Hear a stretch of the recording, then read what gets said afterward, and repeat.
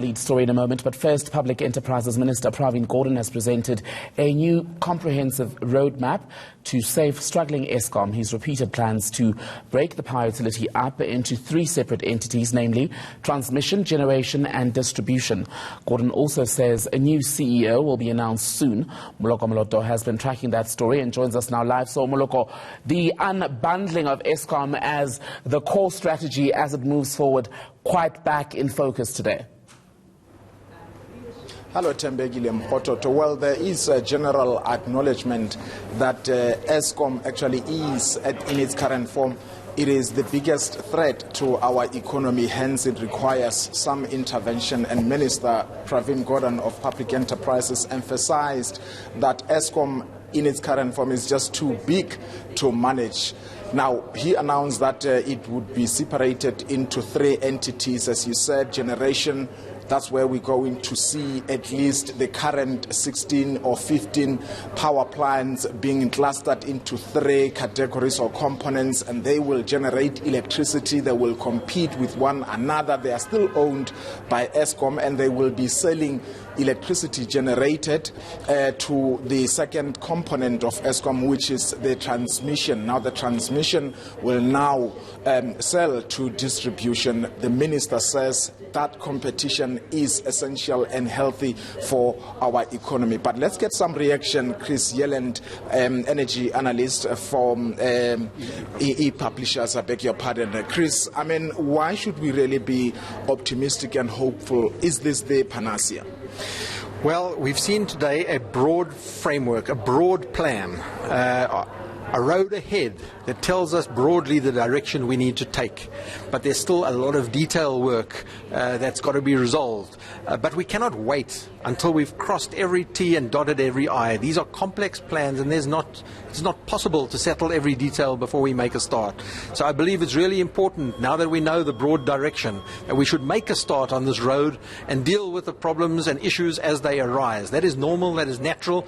We've been waiting a long time for this plan. In fact, since 1998, when we had the government white paper on energy policy. Now we can make a start. Yeah, but these three clusters that are going to be generating electricity and competing with one another, at the end of the day, they are still owned by Eskom, and they will be competing among themselves, selling the electricity generated to Eskom.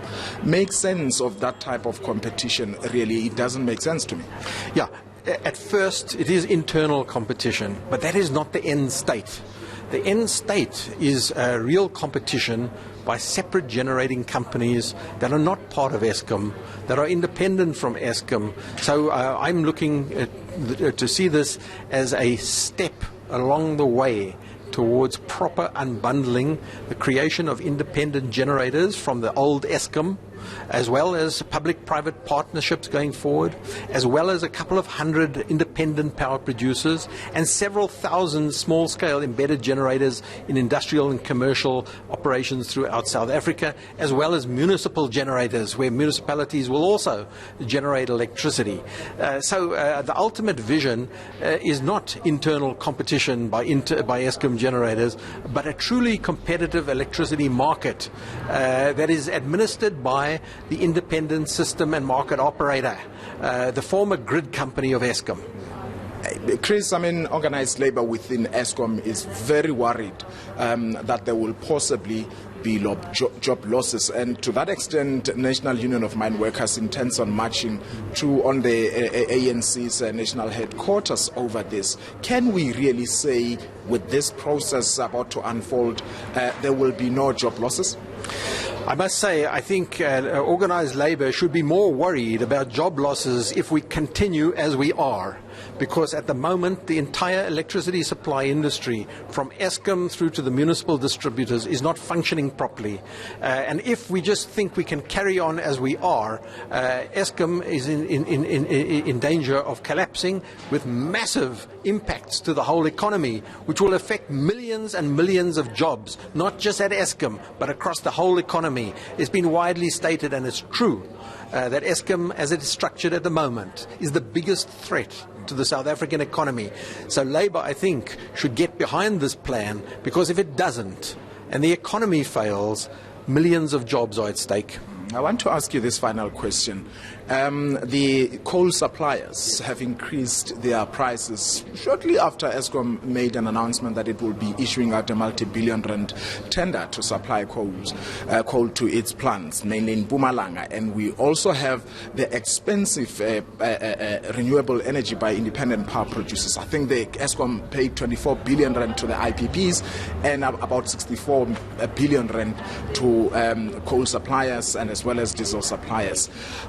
Is it your sense that these people are seeing the vulnerability of Eskom and they just want to milk it? I mean, the minister here today said that at least seven coal mining companies are making over 100% profit.